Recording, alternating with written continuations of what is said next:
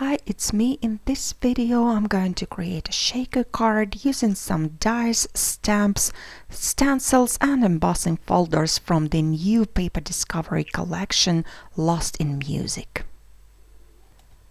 I have pre-cut and pre-folded a card base that is 5 by 7 inches out of white cardstock. I'm also going to need a panel that is slightly smaller than a card, and for that one I have used the Black Mirror card by Tonic Studios. Since I'm creating a shaker card, I'm going to die cut a circle window that is 3.5 inches in diameter. I'm positioning it on a black panel, taping it down and sanding it through the machine. It's better to do the die cutting before we do the embossing, and this way it's not going to be flattened. This is the Instruments embossing folder from the new collection, and it's perfect for 5 by 7 cards or smaller. I'm placing my panel with a die cut window inside the folder and sending it through the die cutting machine. Glossy surfaces are perfect for use with embossing folders. They really make the pattern stand out. Now I'd like to create some pattern behind that circle window, so I'm going to use one of the stencils, again from the new collection. I'm taping down my card base to the work surface, then I'm placing the panel on top without taping it down, and then I'm finding the perfect position for the stencil. I'm going to tape down this stencil as well, and this way I will prevent it from shifting.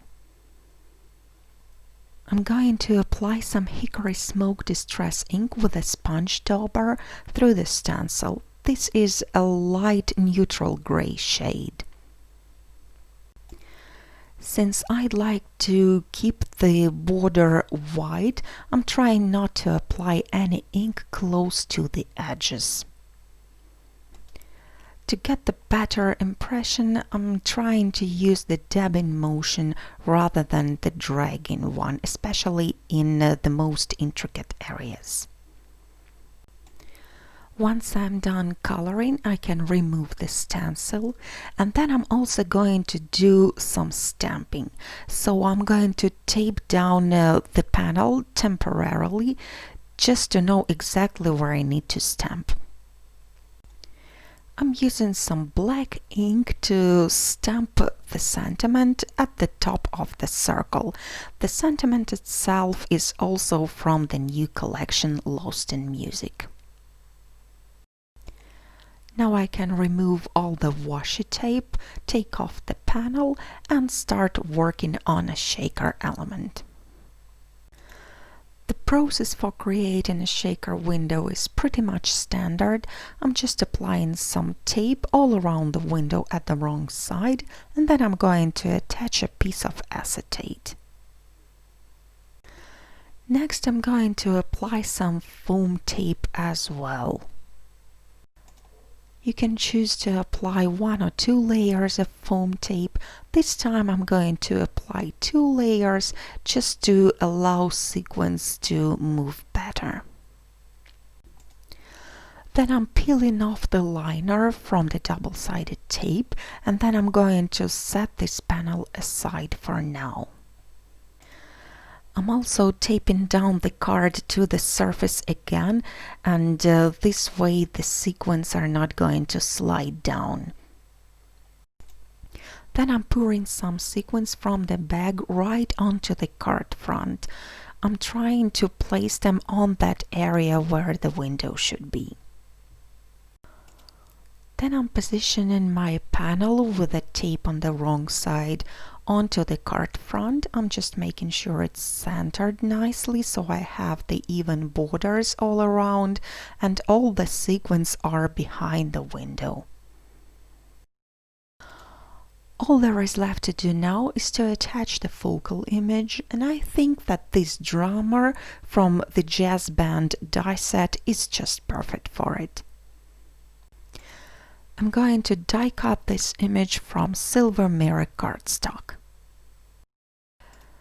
This is what the die cut image looks like. You can see it has some really fine die cut details, and it also has some debossed details. I've die cut the same image out of white cardstock, and I'm going to attach the silver die cut on top of it and shift it a little bit, and this way I will have a thin white border that's going to help that image to stand out more against the black background, and also it's going to create a spotlight effect.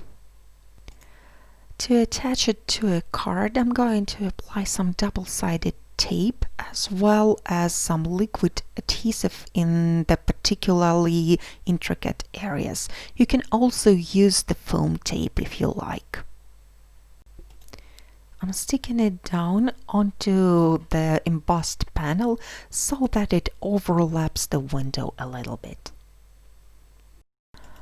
By the way, instead of this drummer, you can use any other image from the set, depending on your preference and on the recipient of the card.